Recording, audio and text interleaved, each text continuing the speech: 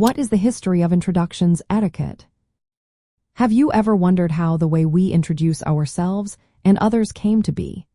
The history of introductions etiquette is fascinating and reflects our social evolution.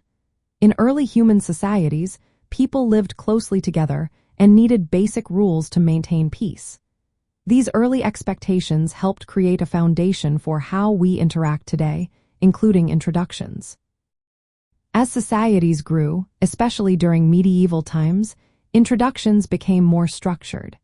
In European aristocratic circles, particularly in the French royal courts of the 1600s and 1700s, strict rules emerged.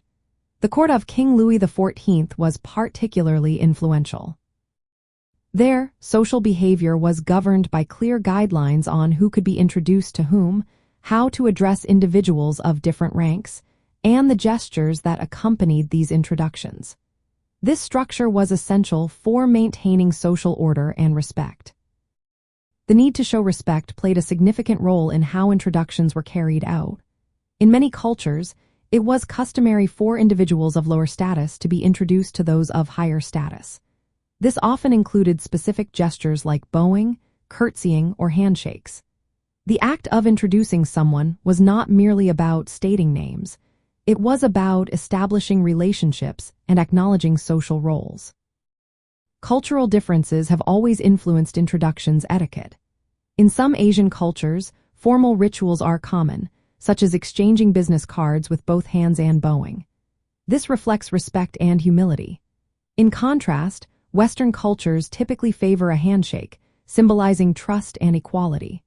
Over time, these practices have adapted to changing social norms while still retaining elements of their historical origins. As societies became more democratic and less rigid, introductions became less formal and more inclusive. However, the fundamental purpose remains the same. Introductions are meant to acknowledge others, facilitate communication, and create a respectful social environment. Today, introductions etiquette involves clearly stating names, offering appropriate greetings, and sometimes sharing relevant information about one's role or relationship to others. Understanding the cultural context is essential, as what is polite in one culture may differ in another.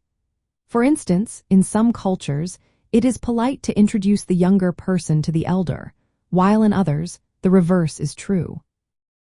The history of introductions etiquette is a reflection of human social development, shaped by cultural values and social hierarchies.